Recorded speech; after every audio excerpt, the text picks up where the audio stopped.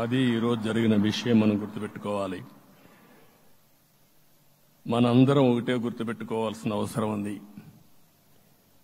ఏ అహంకారంతో విర్రవీగిపోయారో ఆ అహంకారం కూలిపోయింది.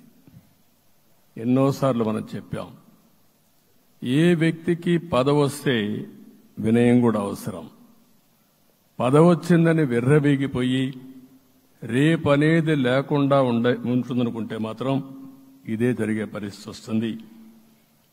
అయితే మీ అందరినీ నేను కోరేది ఒకటే, ఇవన్నీ ఒక కేస్ స్టడీగా మీరందరం స్టడీ చేసుకోవాల్సిన అవసరం ఉంది. ప్రజలు బూతులు మాట్లాడే నేతల్ని, అరాచక శక్తుల్ని, అవినీతి పరుల్ని చూశారు. పాలకులంటే ఎలా ఉండాలో చూశారు. ఈ 5 సంవత్సరాల్లో పాలకుడు ఎలాంటి వాడు వచ్చి అర్హత లేని వ్యక్తి ఏ విధంగా ఉన్నాడో చూశారంటే, ఈరోజు ఇచ్చిన తీర్పు ఈ 5 ఏళ్లు పరిపాలించినటువంటి వ్యక్తి యొక్క ప్రవర్తన చూసిన తర్వాత ఇలాంటి వ్యక్తి పాలనకు పనికిరాడనే ఉద్దేశంతో ఓట్లు చేసే పరిస్థితికి వచ్చారు. ఇది నా ఉద్దేశ ప్రకారం ఒక కేస్ స్టడీ అవుతుంది, మనందరం కానీ జాగ్రత్తగా ఆలోచిస్తే. కానీ మనం కూడా అదే విధంగా కక్ష తీర్చుకోవాలి అని కానీ మనం ముందుకు పోతే మనకు కూడా సమస్య వస్తుంది. అదే సమయంలో ఒకటే చెప్తున్నా, తప్పు చేసిన వాడిని క్షమించి పూర్తిగా వదిలిపెడితే కూడా మళ్ళా అలవాటుగా మారుతుంది. తప్పు చేసిన వాళ్లకు శిక్ష పడవలసిన అవసరం ఉంది, చట్టపరంగా శిక్షించాల్సిన అవసరం ఉంది. అదే సమయంలో విధ్వంస రాజకీయాలు, కక్షా రాజకీయాలు కాకుండా ఇవన్నిటిని ప్రక్షాళన చేయాల్సిన అవసరం ఉందని చెప్పి కూడా నేను మీకు తెలియజేస్తున్నా.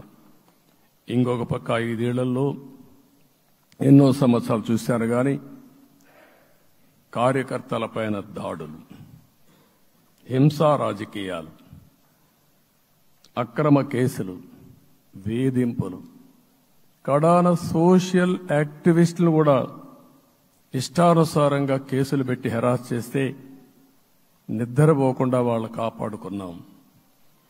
ఇంకొక పక్కన అన్ని పార్టీలకు 3 పార్టీలకు అనుభవం ఉంది. ఈరోజు మీరు చూస్తే ప్రాణాలు తీస్తూ అరాచకంగా ప్రవర్తిస్తూ తెలుగుదేశం పార్టీలో ఒక ఉదాహరణ చూసినప్పుడు అన్ని పార్టీలకు వర్తిస్తుంది.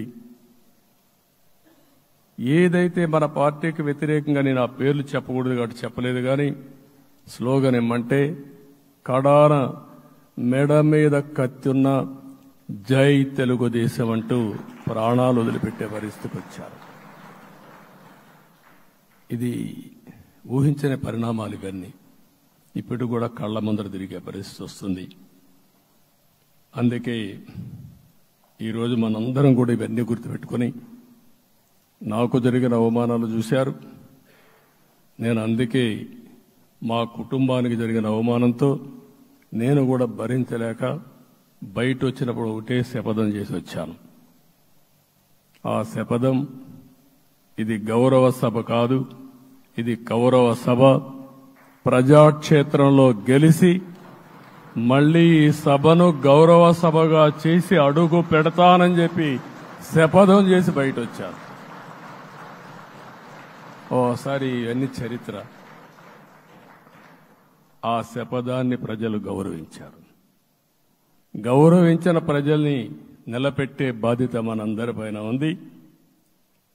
సభను కూడా ఎన్నోసార్లు పవన్ కళ్యాణ్ గారు చెప్పారు, భవిష్యత్తులో ఆంధ్రప్రదేశ్ శాసనసభని ఒక గౌరవ సభగా చేసి ప్రజా సమస్యల్ని చర్చిస్తామని చాలా స్పష్టంగా చెప్పారు. అలాంటి బ్రహ్మాండమైన వాతావరణం క్రియేట్ అవుతుంది. దానికి ఒక శాసనసభాపక్ష నాయకుడిగా నేను హామీ ఇస్తున్నా. మళ్లీ ఈ సభను గౌరవ సభగా, ఈరోజు మన పరిపాలన ప్రజా ప్రభుత్వంగా మనం ముందుకు పోవాల్సిన అవసరం ఉంది. ముందుకు పోతామని చెప్పి కూడా నేను మీకు తెలియజేస్తున్నా. ఇంకా కిందికి డెప్త్కి వెళ్తే గవర్నమెంట్లో ఏముందో ఇప్పటికి తెలియదు. ఎంత అప్పు ఉందో